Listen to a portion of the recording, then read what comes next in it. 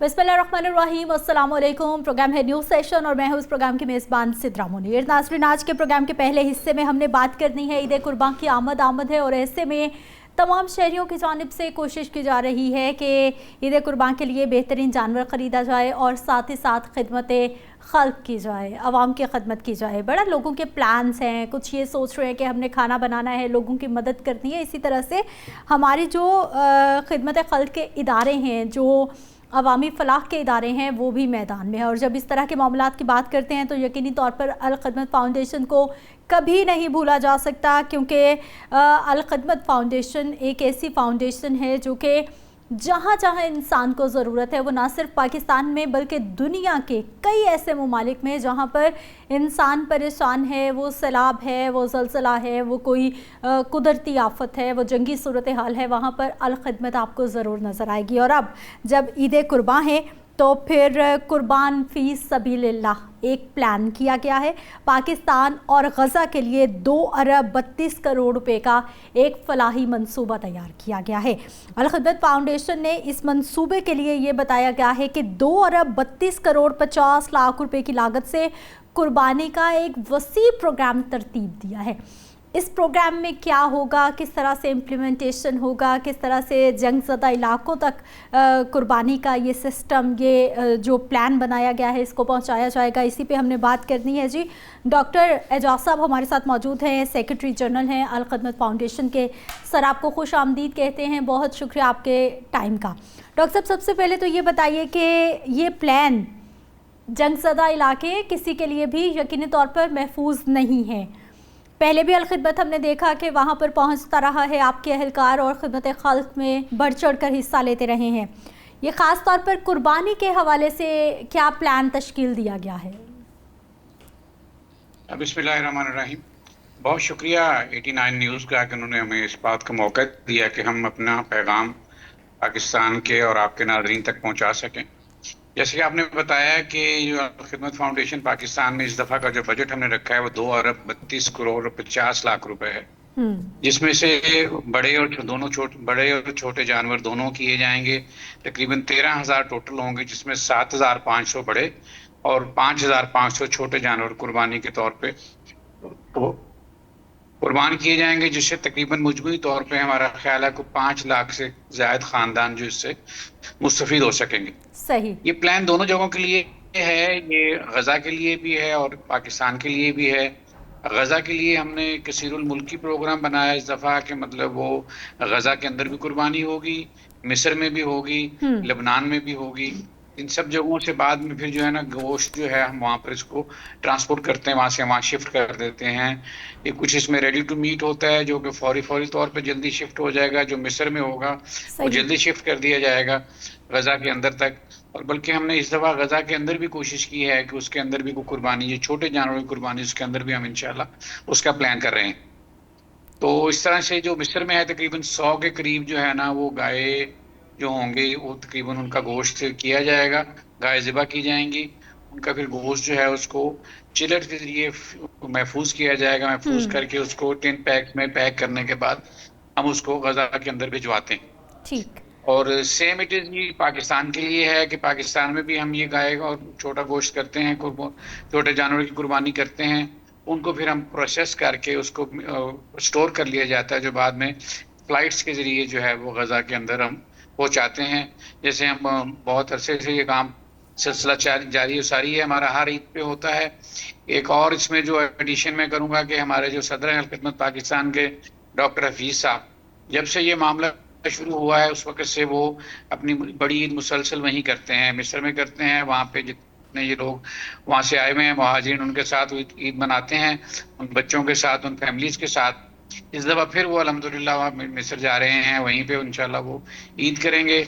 वहीं इस सारे काम की निगरानी भी की जाएगी और वहीं से सारा ये काम जो है ना मॉनिटर भी किया जाएगा। और पाकिस्तान में जो गोश्त होता है, पाकिस्तान में भी हम जो गोश्त करते हैं, जो कुर्बानी करते हैं, उसका भी यही प्रोसेस है कि उसको भी हम महफूज करके चिलर्स के जरिए, हमारे पास लाहौर और कराची 2 बड़े मुकामात पे जो मॉडर्न किस्म के मिसबा खाने हैं, स्लॉटर हाउस जिसे कहते हैं, उसके अंदर बिल्कुल हाइजेनिकली जानवर ज़िबा होता है। उसके बाद वो प्रोसेस होता है, 2-2 किलो के पैकेट्स बनते हैं।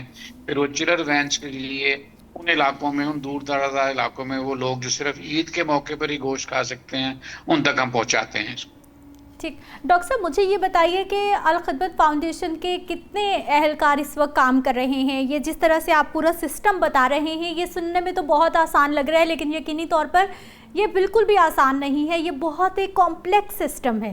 مجھے سر یہ بتائیے کہ وہاں پر جو غزہ ہے, لیبنان ہے, مصر ہے, وہاں کی این جی اوز آپ کے ساتھ کولیبوریشن میں ہوتی ہے یا پھر الخدمت اپنے طور پر یہ ساری پلاننگ کرتا ہے, یہ سب کام کرتا ہے؟ پاکستان میں بھی آپ کے اہلکار موجود ہوتے ہیں اور آگے ان ممالک میں بھی آپ کے اہلکار ہی موجود ہوتے ہیں؟ جی, ہمارے اہلکار تو لازمی موجود ہوتے ہیں. پھر جہاں جہاں ہمیں کوئی اسسٹنٹ ملتی ہے, جہاں سے کوئی ہمارے ساتھ ہمارے like minded N G Os ملتے ہیں, ہم ان کو ساتھ لے کے چلتے ہیں. جیسے بالکل شروع میں ایسا ہی ہوا کہ ہماری اسیس تو نہیں تھی جب یہ معاملہ شروع ہوا, جنگ کا معاملہ شروع ہوا, تو بالکل شروع میں الحمدللہ الخدمت ڈے 1 سے اس کے اندر ہے, سارے پروسیس کے اندر ہے. تو ہم نے وہ این جی او جو پہلے سے وہاں پہ کام کر رہی تھی ان کے ساتھ کولیبریشن کرنے کے بعد ہم نے یہ سارا سلسلہ شروع کیا ہوا ہے. اور ابھی بھی ایسا ہی ہے کہ وہ جتنے بھی ہمارے ساتھ این جی اوز جو لائک مائنڈیڈ ہیں, جو لوگ اسی مقصد کے ساتھ, اسی نظریے کے ساتھ کام کرتے ہیں, ان کے ساتھ مل کے ہم وہاں پہ اسپیشلی وہاں پہ لبنان میں, مصر میں, غزہ کے اندر ان کے ساتھ مل کے ہی یہ کام کرتے ہیں. پاکستان میں تو الحمدللہ ہمارا کوئی 70 سے لے کے 80,000 تک والنٹیئرز ہیں جو کہ اس پورے پروسیس کے اندر حصہ لیتے ہیں. سر مجھے یہ بھی بتائیے گا کہ یہ خصوصی امدادی پروازیں ہوتی ہیں جن کے ذریعے کارگوز وہاں تک پہنچتے ہیں, یا پھر ہماری جو روٹین کی ایئر لائنز ہوتی ہیں ان سے مدد لی جاتی ہے؟ نہیں, یہ اس میں این ڈی ایم میں پاکستان ہمیں ہیلپ کرتا ہے. اس میں یہ چارٹرڈ فلائٹس ہوتی ہیں جو کہ یہاں سے جاتی ہیں. صحیح. اور روٹین فلائٹس میں نہیں جاتے, چارٹرڈ فلائٹس کے اندر ہمارا صرف یہ میٹ تو ایک حصہ ہے نا, اس کے علاوہ جو خشک دودھ ہے, دالیں ہیں, باقی راشن ہے, دوائیاں ہیں, میڈیسنز ہیں, خواتین کے لیے ہائیجینک کٹس ہیں, یہ سب چیزیں یہاں سے بنا کے ہم بھجواتے ہیں وہاں پہ, چارٹرڈ فلائٹس کے ذریعے جاتی ہیں. صحیح. سر یہ پروسیس کب شروع ہوگا؟ عید کے روز شروع ہوگا یا پھر ابھی سے شروع ہو گیا ہے؟ کتنا وقت اس کو درکار ہوتا ہے؟ جی ابھی تو دیکھیے جی, یہ جو بکنگ ہے آج کل میں بکنگ ہو رہی ہے جو کہ وہاں پہ جو غزہ کے اندر ہے وہ ظاہر وہ زیادہ کوسٹلی پڑتی ہے, اس کا ریٹ ذرا زیادہ ہے. جو پاکستان میں وہ کم ہے, ان کی بکنگ ہو رہی ہے. عید والے دن سے انشاءاللہ یہ سب قربانیاں ہوں گی. اس کے بعد جو پہلی سلاٹ ہے اس میں 100 جو قربانیاں مصر میں ہوں گی, ان کا جو گوشت ہے نا فوری طور پہ ہم کوشش کریں گے ڈے 1 ڈے 2 پہ ہی ادھر وہاں پہ شفٹ کر دیا ہے غزہ میں. باقی جو پروسیس کے ساتھ ساتھ جب وہ ان کی پوری پروسیسنگ ہوتی ہے, ٹن میں پیکنگ ہو جاتی ہے, اس کے بعد ٹیمپریچر مینٹین کرنے کے بعد پھر ہم ان کو شفٹ کرتے ہیں, وہاں بھجواتے ہیں. ڈاکٹر صاحب ان علاقوں کے حالات بھی ہمیں تھوڑا بتائیے گا, کیونکہ آپ کے اہلکار ہیں, وزٹ کرتے ہیں, جاتے ہیں, حالات کیا بتاتے ہیں؟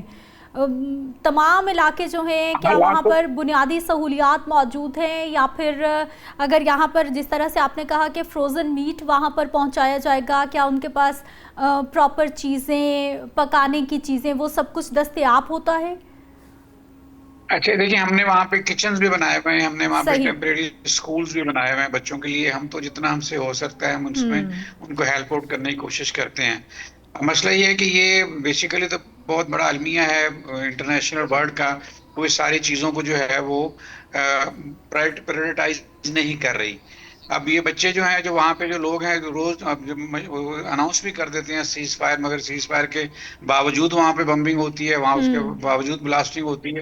تو یہ سارا تو جو ان کو ہیلپ ہو سکتی ہے وہ کرتے ہیں, مگر وہ بیچارے بھی بس اللہ کے آسرے پہ ہی ہوتے ہیں, کیونکہ یہ کوئی پتہ نہیں چلتا ان کا. کوئی ہم کمٹمنٹ کرتے ہیں, اب ہمارا سامان بعض کا جا رہا ہوتا ہے, اس کے اوپر بھی بعض کا شیلنگ کر دیتے ہیں. پانی کی کمٹمنٹ ہوتی ہے, پانی لینے اکٹھا کرتے ہیں, پانی لینے آتے ہیں لوگ, اس کے اوپر بھی بمبنگ کر دیتے ہیں. تو اس لیے وہ اسرائیل کا جو رول ہے وہ تو بہت ہی برا ہے, اور اس سے زیادہ برا آپ کی جو ورلڈ ہے اس کا ہے, امریکہ کا ہے, ان لوگوں کا جو کچھ سپورٹ کر رہے ہیں. ٹھیک. ڈاکٹر صاحب پاکستان کے انفراسٹرکچر حوالے تو وہاں سے بالکل, سوری آپ کی بات کاٹ رہا ہوں, انفراسٹرکچر تو بالکل وہاں پہ نہ کوئی ہاسپٹل ہے, نہ کوئی اور چیزیں ہیں, جو تھے سارے انہوں نے تباہ کر دی ہیں. ایمبولینسز بھی ہم نے بنوا کے بھیجی ہوئی ہیں. ہم ایون اس میں بھی ہم نے کہا ہے کہ ہمیں رفح کے بارڈر کے اوپر ایک ٹیمپریری ہاسپٹل بنانے دیا جائے تاکہ ہم وہاں سے پیشنٹ کو لا کے ان کی وہاں ٹریٹمنٹ کر سکیں, مگر ابھی تک اس میں کوئی انہوں نے ہمیں کو گو ہیڈ نہیں دیا, نہ مصر کی حکومت نے نہ کسی اور نے.